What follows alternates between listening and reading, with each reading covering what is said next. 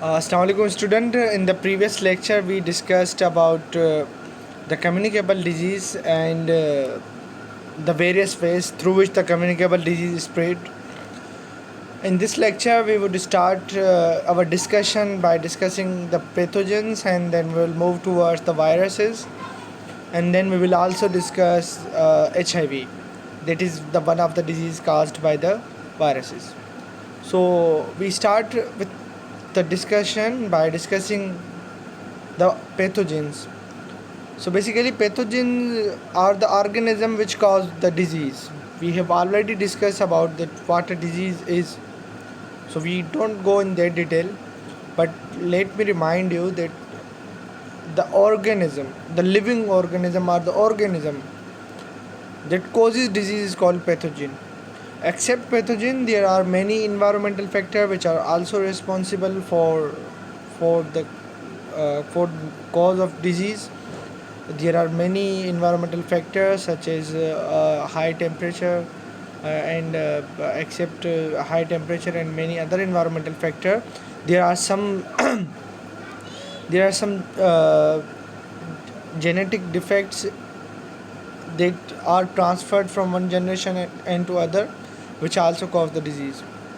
So it comes to the nutshell that not only the pathogen are the only cause of disease. Pathogens are not the only cause of disease, but there are many other environmental factors and sometimes some genetic factors as well, which are also responsible for various sorts of diseases. When it comes to pathogen, they are classified into four types. Number one, viruses. Number two, bacteria. Number three, fungi, and then protozoans.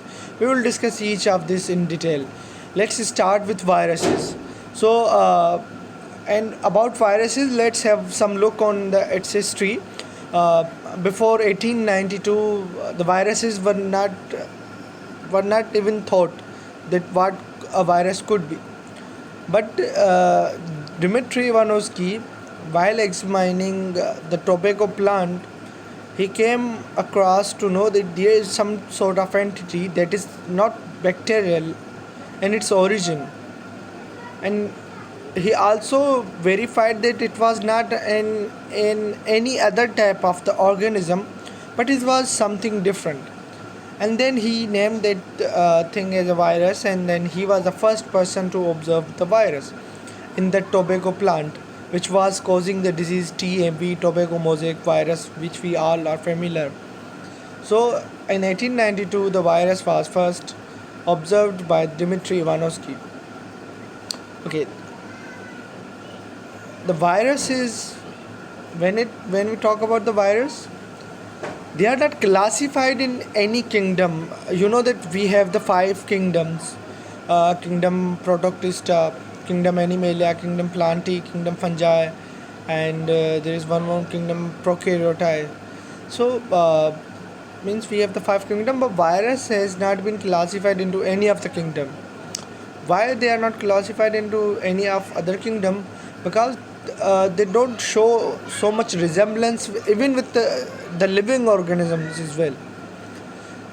They are considered as a cellular structure. Means they are not typically like other cells, like the bacterial cell, like the cell of fungi, cell of plant or animal. They are not like them. The viruses are just, means if you talk about the structure of the virus, I think, which I don't have mentioned in the slides, the virus are composed of the capsid, and there is a genome, and sometimes there is a envelope in tail, and well, I will discuss. The genome is basically the genetic material which actually represent the type of the virus.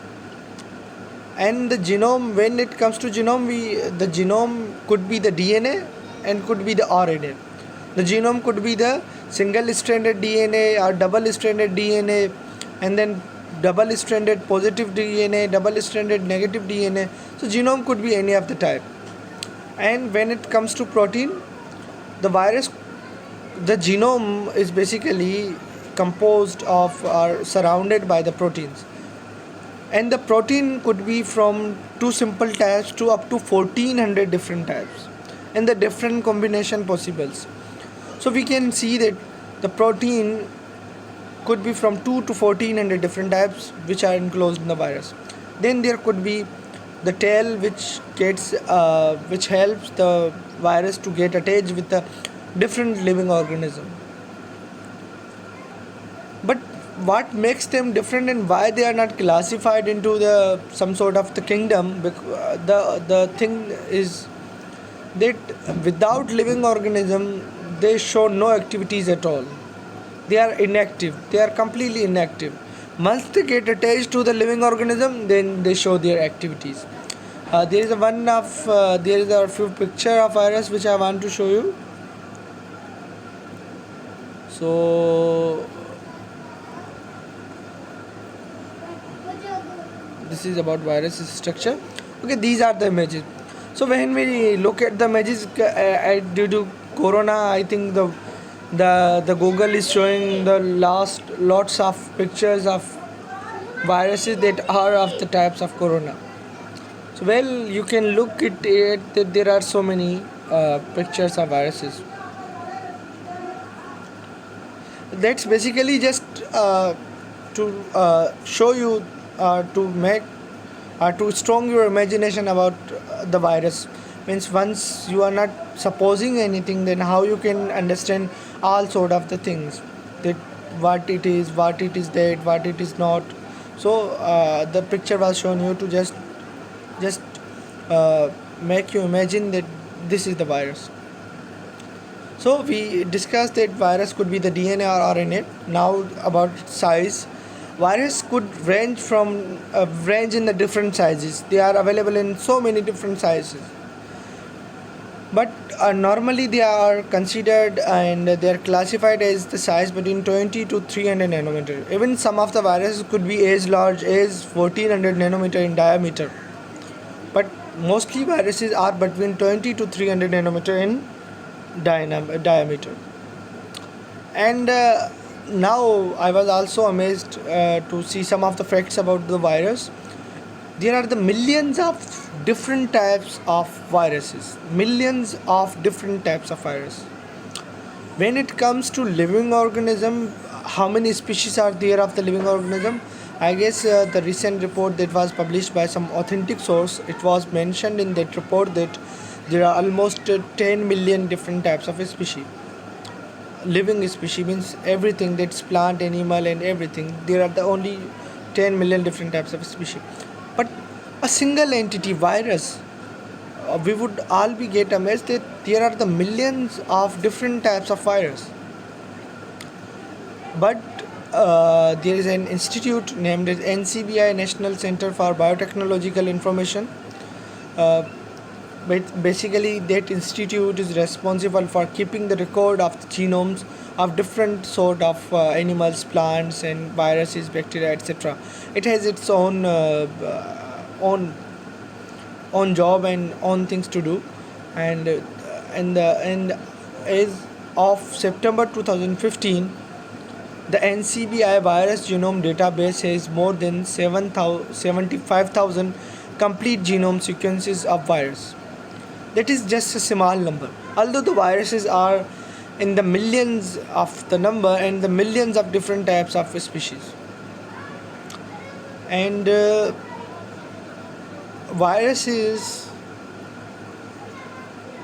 even one I just went through some of the news in the Google that a teaspoon, you can imagine that how much less water come in a teaspoon.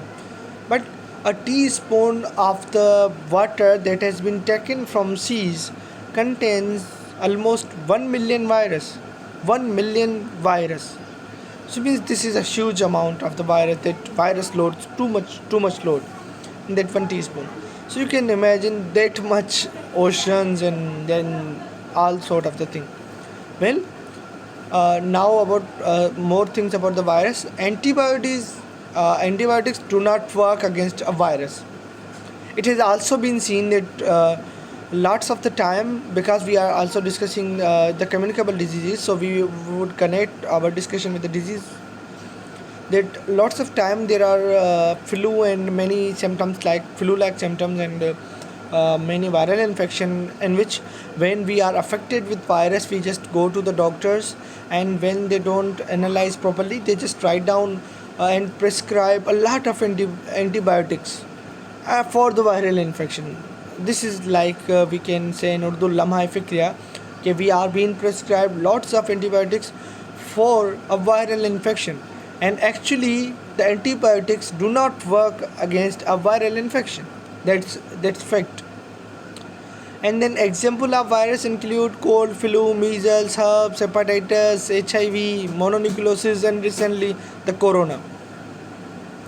Okay, so now let's move towards the further fact, towards some of the further facts regarding the virus.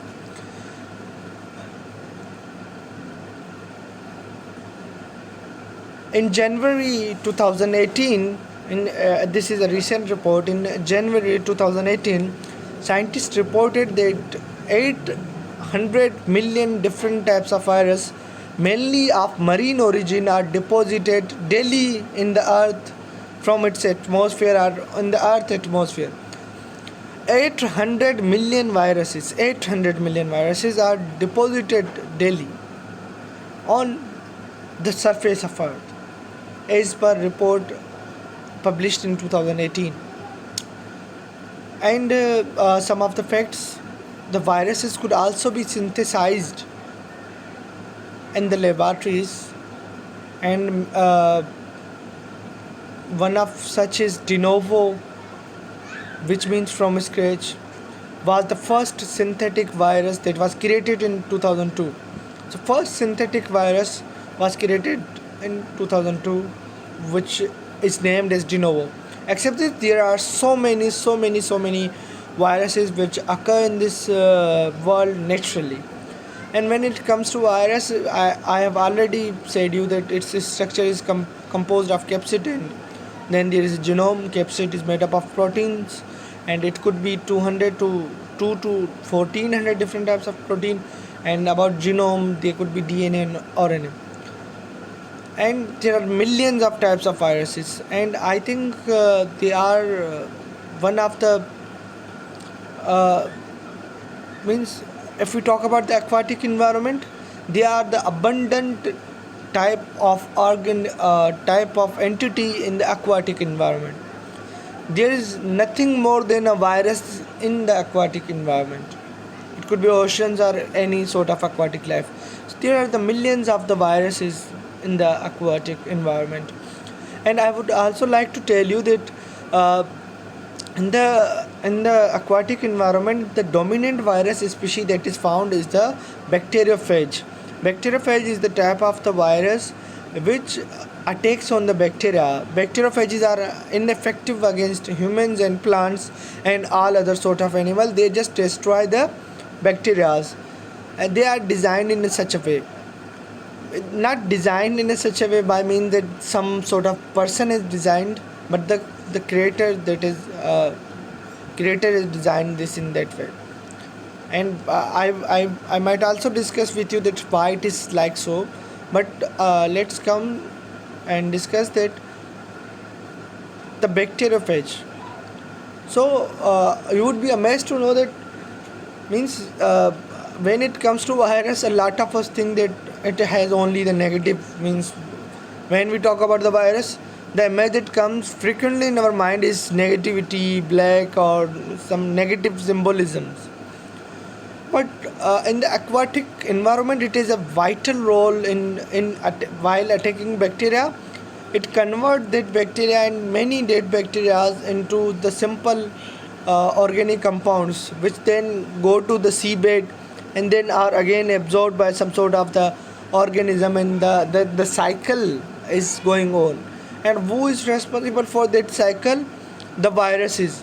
The viruses play that cycle, and they play the major role in that cycle. So this is the one of the positive aspect of the virus. And the likewise I was saying that bacteriophages are ineffective against humans, means they don't cause the diseases and they don't attack humans. And they don't attack plants as well, bacteriophages. Why it is so? Because every type of the virus is made up of certain type of proteins which only help them attach on the particular type of cell. There are some viruses which attack only the cells of lungs. There are some viruses which attack only on the cells of blood. There are some viruses which attack only on the skin. They don't affect other body parts. So every virus has its, we can say that, has its own specialty to attack on the, even on the particular type of organ or particular type of cells. Not only the organism but on the particular types of cell as well. And it depends on the types of protein that it contains, which help them attaching themselves with that type of the cell. Well, we don't go in that detail because we are discussing the communicable diseases. So we come again toward the one of the positive aspect of viruses. Viruses could also be used in virotherapy for the treatment of cancer and in nanoparticle research. As I already mentioned that the viruses contain some sort of the protein which help them attach only on the particular cells. So if we are able to create the sort of the viruses and make the protein variation in them, and then by applying those viruses in the cancer patient, they will only attack on the cancerous cell, and we can achieve very much so much efficiency, because the viruses which are designed for some specific cells. So if we can design a virus for some specific purpose, then it will attack only on the cells, cancerous cells, and will not attack on the animal cell. And then we will be moving in the era where we could be treating a lot of types of cancerous diseases which we are not able to solve up to today. Means we have the chemotherapy, radiotherapy, but in the third stage they are ineffective. But by virotherapy, means if we are so much efficient in that by creating that virus, then we can simply we can move towards a new era, because we can then have a control on the cancer as well. Okay, so now we move towards okay, the other aspect that remained about the nano research. As I mentioned, that viruses are composed of proteins, and proteins are organic in nature. Proteins are the means mostly they are concerned with organic in nature, and sometimes they are inorganic, and mostly I think they are inorganic because they are the chains of amino acid. Whatever their nature is, organic or inorganic, but they could be used in the nano research. A lot of world is now working on the nano research. I could make a video on the nano research, a recent technology that can be introduced to control a lot of types of pollution. Because we are the environmentalist, we should also be knowing the application of nanotechnology in the new issues that we are facing regarding the pollution. But we are not going in that detail. But let me tell you that viruses could also be used in the nano research. They could be used in the virotherapy. They are actually playing their part in the aquatic environment, and the keeping that cycle on by attacking on the bacteria. So a lots of things we have discussed about the viruses. And I think we should close this video up to the virus, and in the next we will discuss about the HIV, and and then we will also discuss about the COVID-19 and hepatitis A, B, and C. So conclusively, we will discuss about the various types of diseases caused by the virus, and we will select some of the diseases, because there are so many types of the diseases we can't cover single. And the communicable disease is only the one of our content of the course. There are so many other content which we will discuss, but as we are discussing the viruses, the communicable diseases, so it was for you. And in the next lecture, we will discuss about the HIV, COVID-19, and then hepatitis A, B, and C. These are the few diseases which I have selected for you because they have their own importance in our environment.